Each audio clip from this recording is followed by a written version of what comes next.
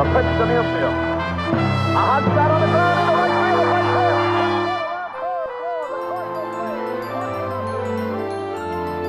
This is James McNamara speaking to you from the cabin of the giant used aircraft once again. Our Jones is just the line ahead. And that's everyone to hold on. Here we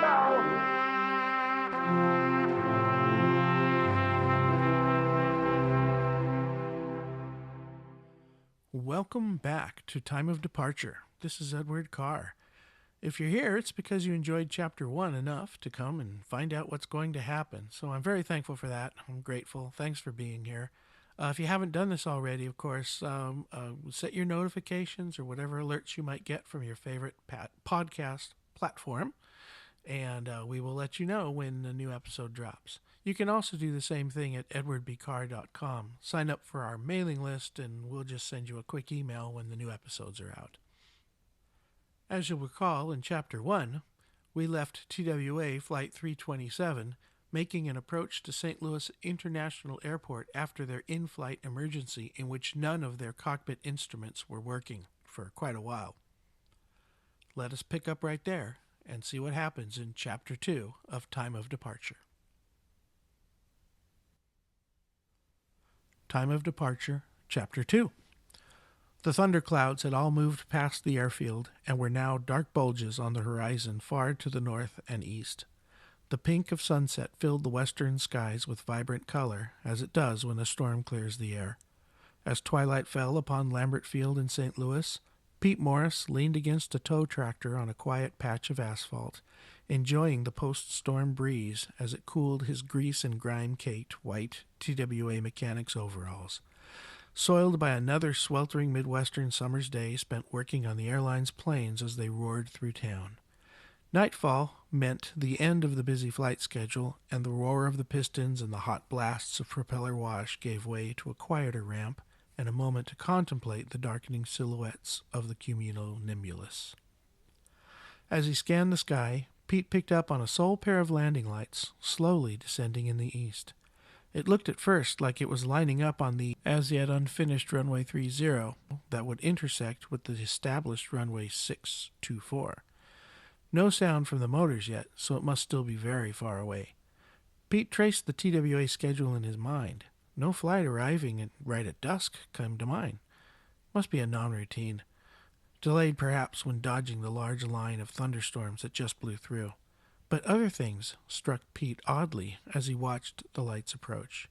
They belonged to a large aircraft, judging by their spacing. Definitely an airliner. Except they weren't in the customary positions as on the Constellations, the largest aircraft in TWA's fleet. A DC-4? A Boeing B-29 bomber, perhaps? Surely it was someone unfamiliar with the airport, or they wouldn't line up to land on a runway that won't be paved and painted for another 3 months. If they tried to land, it would be a disaster.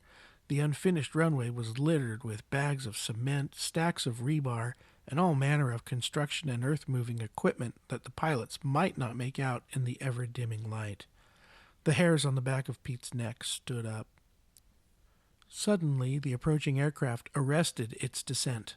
A strange and powerful sound emanated from the horizon as its engines roared to life.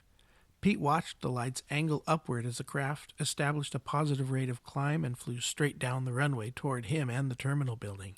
Its massive landing gear slowly disappeared into the wings and fuselage of the airplane, and in the strangest of optical illusions, what once seemed a very far-away object was upon them in an instant. It loomed much larger than its observer had assumed.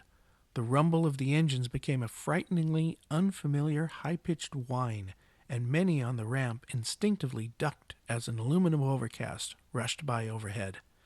As quickly as it had come upon them, it now receded to the northwest, leaving a nearly invisible trail of heat-warped air that shimmered like a mirage against the pink sky of sunset. The behemoth was climbing now, its graceful swept wings tilting to the right, turning until it headed back toward the northeast. It was already miles away, but obviously entering the downwind leg, part of a standard traffic pattern that pilots fly when maneuvering around an airport for runway 24. The roar of the engines once again reduced to a whisper, and the plane leveled off as it flew away from the airport. At some point, it began a 90-degree turn to the right and began to slow and descend. A second 90-degree turn, and it headed back toward Lambert Field, lined up perfectly on runway 24.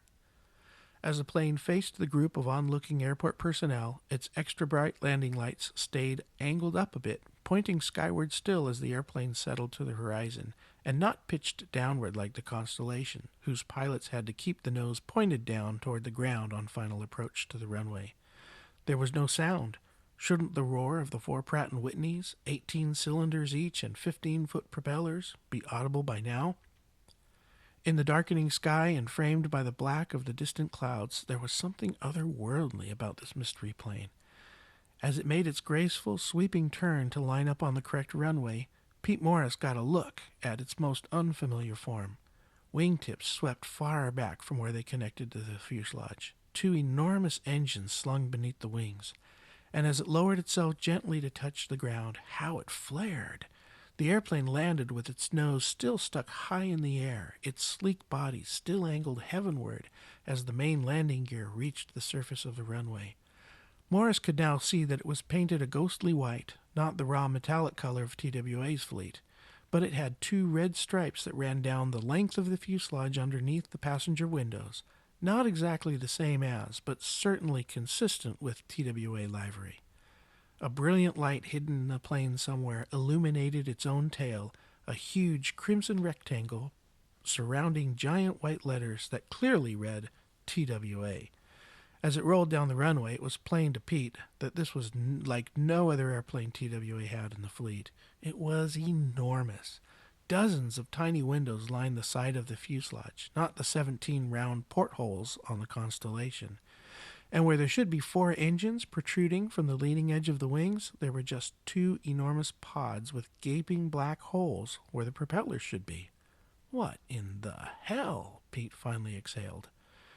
Then there was the roar again. As the nose gear of the airplane slowly settled onto the ground, the sound of an ocean wave crescendoed from nothing to a crushing rumble of thunder that engulfed the entire airport.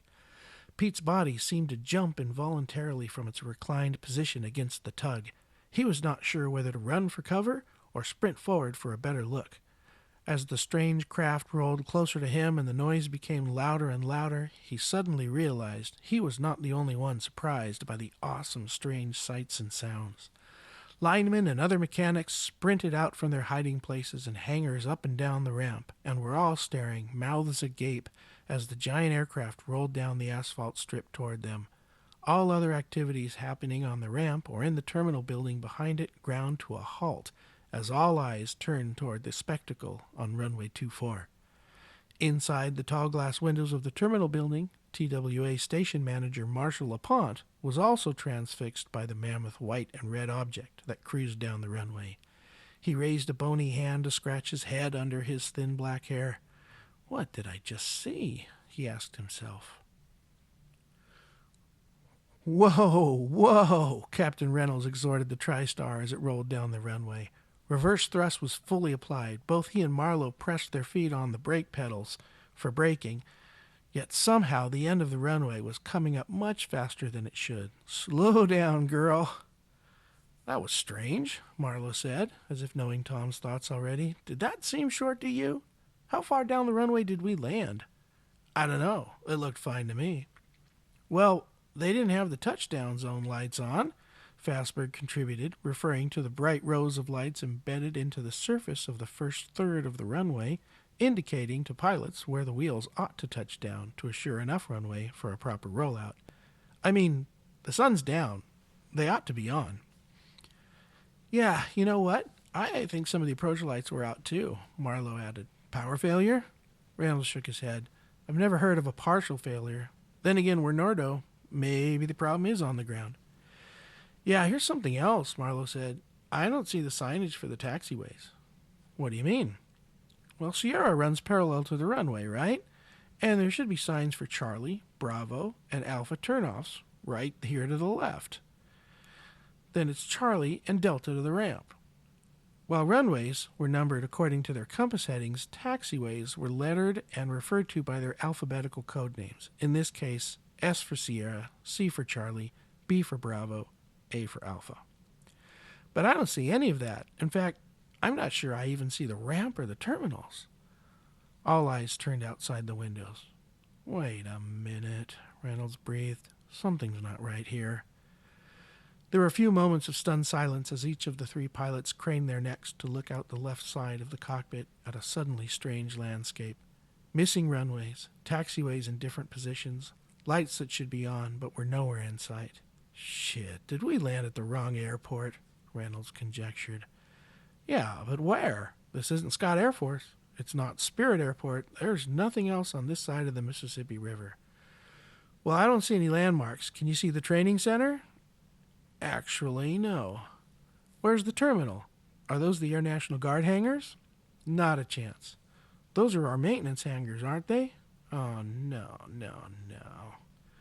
Landing at the wrong airport is one of those bonehead mistakes that a pilot dreads, a potential career ender that carried with it a heap of professional embarrassment. Russell, what's out your side to the north? I'm serious. Is McDonnell Douglas still there? The huge complex that was the McDonnell Douglas Aircraft Manufacturing Plant, a set of buildings of which some subset had been on the field since World War II, should have loomed large behind and to the right of the airplane. Well, there's something out there, Marlowe replied. Do they have some sort of event this week? A fly-in? Air show, maybe?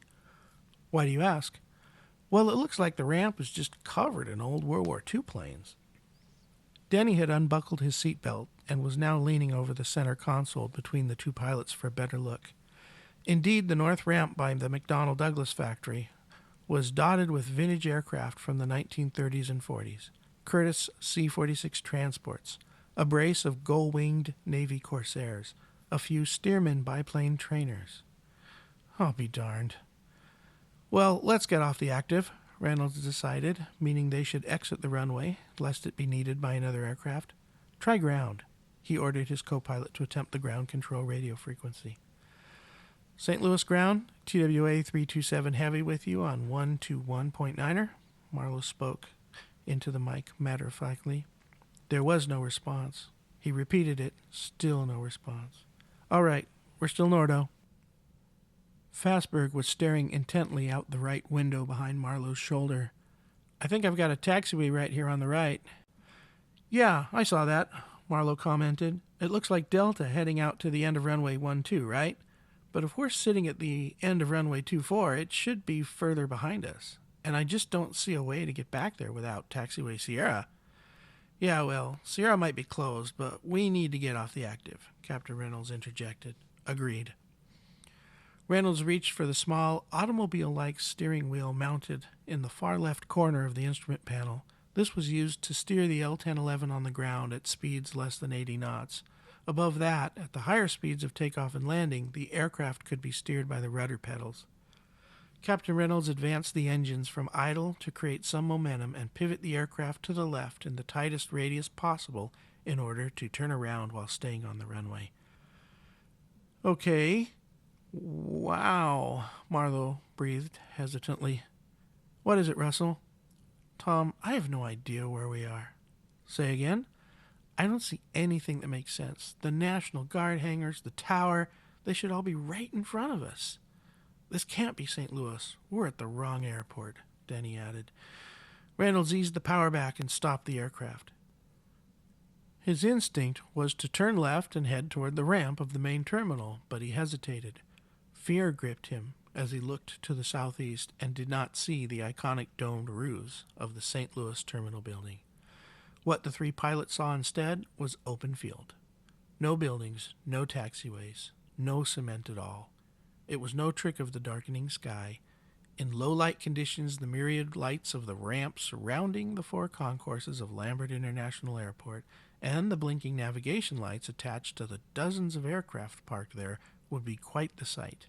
Instead, the three men beheld only dark farm fields. I'm going to turn this around.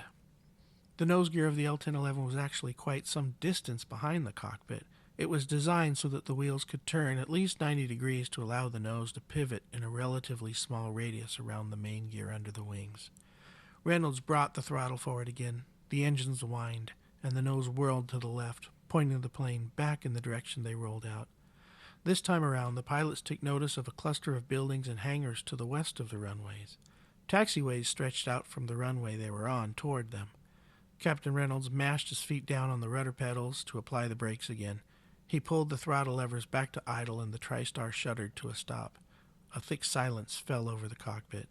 Even in the falling darkness, it was plain to see a number of people on the ramp around those buildings, mostly men in white mechanic suits who had edged closer to get a better look. Judging from their hesitant gait and the number of hands scratching heads, the big airplane must surely be an unexpected sight. "Well, any thoughts?" Reynolds asked his fellow crewmen. "I figure we need to find out where we are, and they're the only ones around to tell us," Marlowe observed. Reynolds crept the jet forward until they came to a wide swath of asphalt that crossed the runway. Taking it to the left would take them closer to the row of hangars and other buildings, so he cranked the tiller hard to the left, pushed the thrust levers back up, and the L-1011 made its way toward what appeared to be a quaint, vintage air terminal and a parking ramp adorned with classic airplanes, including a Lockheed Constellation, a pair of tail-dragging DC-3s, maybe even a squat DC-4, which, even with its 4 propeller engines hanging in front of its wings, seemed small and nostalgic compared to the swept wings and graceful lines of the modern wide-bodied jet. "What in the name of heaven?" Pete said to no one in particular. A dozen men around him had gathered for a better look at the enormous beast taxiing toward them, the whining turbine engines creating sounds Lambert Field was not accustomed to hearing. The plane approached ever so slowly, growing exponentially larger as it did. At 177 feet in length, the L-1011 was almost twice as long as the Constellation L-749, the next largest airplane on the field that day, and the largest land-based airliner in service in the country at that time. The tips of the Connie's iconic triple tail rested 22 feet above the ground, while the TriStar's single vertical stabilizer was more than twice that at 55 feet. Each of the main landing gear trucks were comprised of 4 wheels and tires, where the Connie's only had 2. Pete wondered if it would fit on the ramp at all. It moved forward almost tentatively, as if its crew was wondering the same thing. It made a gentle turn to the right, to the north, and onto the generous expanse of cement in front of the grand row of aviation establishments of Lambert Field. Interstate Airmotive, Sales and Service for Republic, Beechcraft and Luscombe airplanes, the Brayton Flying School hangars, distributors of Stinson and Cub and Ryan Aircraft, the makers of Charles Lindbergh's Spirit of St. Louis, the American Airlines maintenance hangars, and past the southernmost hangars of the Robertson Company, who first employed Lindbergh as an airmail pilot in 1925. Finally, someone else got brave and waved his arms at the cockpit in a crossing pattern, a Time Warden signal to follow his directions. As if magically, the nose wheel turned toward the waving crewman. The crewman had no instructions, no authority, no real inkling of what he was going to do with this machine, but now that he had its attention, he continued to wave his hands over his head from forward to back, motioning for the captain to follow him as he walked backwards. Pete ran up to him. "What are you doing?" he yelled to be heard over the high-pitched and unfamiliar whine of the jet's engines. "I don't know," his workmate answered, without breaking his signaling pattern, "but it says as plain as day it's one of ours. I think we should park him on the ramp and let the station manager take care of it." Another ramp worker ran up, excited to the point of hopping up and down. "It's Hughes. It's gotta be Howard Hughes himself. He brought us his new beauty to show off. Boy, isn't she something." The 3 men tried to get a better look inside the cockpit glass, but it was getting dark and the cockpit was high above the ground. Eventually, the 3 men led the L-1011 right up to the terminal building and paralleled it to the front of the structure. Inside the cockpit, Captain Reynolds applied the brakes, brought the plane slowly and smoothly to a stop. The 3 ground crewmen he could see looked small and removed, but he could tell that one of them was quite excited about something by the way he was hopping up and down and pointing at the airplane. The other 2 seemed more matter-of-fact, talking into one another's ears over the noise of the idling jet engines. By this time, the man inside the terminal, with thinning black hair and a pencil-thin mustache and wearing a suit, had made his way out the doors and onto the ramp as well. He ran up behind Pete and the other 2 mechanics and asked what the hell this was all about. It's Howard Hughes' new airplane, the excited one hopped up and down. Who else could it be? You didn't even know? Boy, I tell you, what a stunt. That man is too much. All right, Casey, calm down, the TWA station manager ordered. If it's Howard Hughes, he's going to want to get out eventually. Why don't you and Sam go fetch those air stairs? Bring them over here, just in case. Yes, sir. Boy, Howard Hughes. I'll bet Lindbergh's on the plane with him. The two mechanics ran after the boarding stairs, leaving Pete and the manager to stare up at the behemoth together. Pete, you ever seen such a thing? Boy, I never. Inside the cockpit, Reynolds asked the obvious question again. Okay, now what? There were two sharp raps on the door behind them. Oh, shit, Denny said. The gals. We haven't said anything. I'll bet people are going nuts back there. Fastberg turned around in his flight engineer's seat to unlock the door, and in popped the flight service manager, Deneen O'Rourke. Hey, guys, did you forget to tell us something? She affected nonchalance, but judging by the way she intentionally scanned the scene outside the windows, the strangeness of their surroundings were not lost on her. Deneen, I don't know what to tell you. We've got some sort of situation here. Wrong airport? Nobody answered her. Seriously, guys. Deneen, we just don't know. Captain Reynolds fixed his eyes on her as he spoke. In uncommon or emergency situations, a captain can communicate much to his crew with just a look or a tone of voice. Deneen, an experienced flight attendant of nearly 15 years, recognized immediately that Captain Reynolds was exercising that very command behavior at this moment. What we do know is this, he said. Whatever that storm was we went through, it wreaked havoc on our electrical system. For a while, we lost the navigation system. He left out the part about losing every other instrument in the airplane as well. And we've had no radio ever since. So we made the approach by dead reckoning, and we've landed. We haven't been able to talk to anyone on the ground yet, either. Wherever we are, we're surrounded by antique and vintage airplanes, so I think we've dropped in the middle of someone's air show. We just have no clue where that is yet. Tom motioned toward the men on the ramp outside the windows. These guys were good enough to wave us over here, but they don't seem to have a clue what to do with us either. Doesn't look like they can plug in. All large airliners have a way for ground crew to plug earphones into an external outlet, usually near the nose gear, to communicate directly with the cockpit. So we can't talk to them. It looks like the guy in the suit down there sent a couple of them back to the terminal building, maybe for some air stairs. What an interesting fellow, Deneen thought, looking out the window at the man in the vintage suit, pants pulled up high in his waist and a wide print tie that only reached halfway down his shirt when it wasn't flapping in the breeze. Hey, here they come, Marlowe interrupted. A vehicle raced towards the L-1011. The two rampers pushed it from its sides. Well, would you look at that? It was a set of air stairs, all right, but mounted on what looked like a chassis made of rounded fenders and Art Deco styling.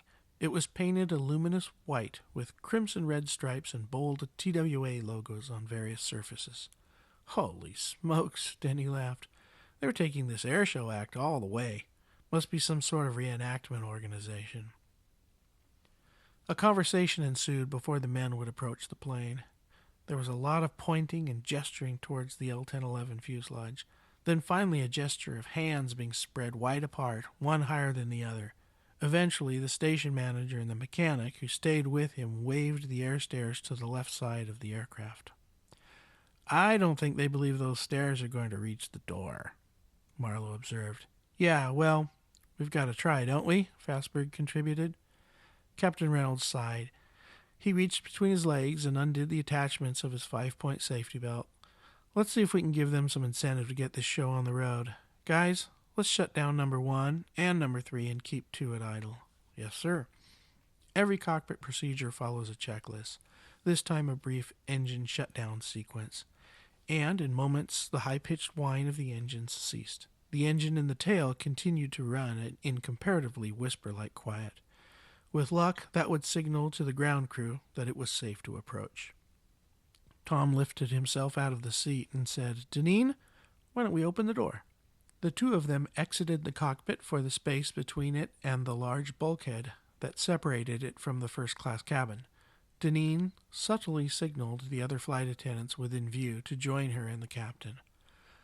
Folks, we're going to open door number 1. There's a ground crew with some air stairs. I don't think they're made for the L-10, but at least we can talk to them and see whose air show we've busted in on."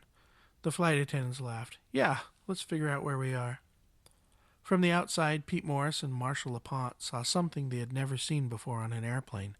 The front left door of the giant aircraft opened up, but instead of customarily swinging out on a hinge like the door of any other airplane, house, or a car, this door lifted from the bottom up and disappeared somewhere into the ceiling of the airplane itself. The gaping black rectangle opening was larger than any other door on any airplane they'd ever seen, much wider and taller than the doors of the spacious constellations even. Suddenly, a face and torso appeared in the black space and peered into the dimming light of the evening. It was a somewhat friendly face, and definitely not Howard Hughes, much to the disappointment of the more excitable ramp worker holding one side of the air stairs. But his graying hair and serious demeanor exuded an air of authority. The shining gold wings pinned to his uniform shirt and the 4 golden stripes that adorned the epaulets on his shoulders did the same. This was obviously the pilot in command of this magnificent machine. The captain's wave was answered only with stares, but when he pointed a finger at the air stairs, the cadre of ground crew broke out of their trance. "Well, what are you waiting for?" LaPont barked. "Get a move on." Casey and Sam pushed the stairs quickly toward the open door, and discovered, sure enough, they would fall short of reaching the height of the frame. Pete was already on it, though, and disappeared back toward the terminal to fetch a ladder. He hustled it straight up the stairs and leaned it against the door sill of the mystery plane. It was just long enough to make up the difference. Rather than climb up straight away, Pete looked back down the stairs at Marshal LaPont and nodded, a signal that he would defer to the official authority of the TWA station manager before making contact with the crew. Howard Hughes might expect that if he was in sight, after all.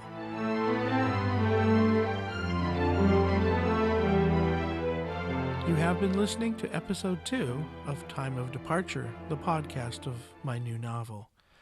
Please join us in Episode 3 when we find out what happens when the flight crew and the ground crew make contact for the first time.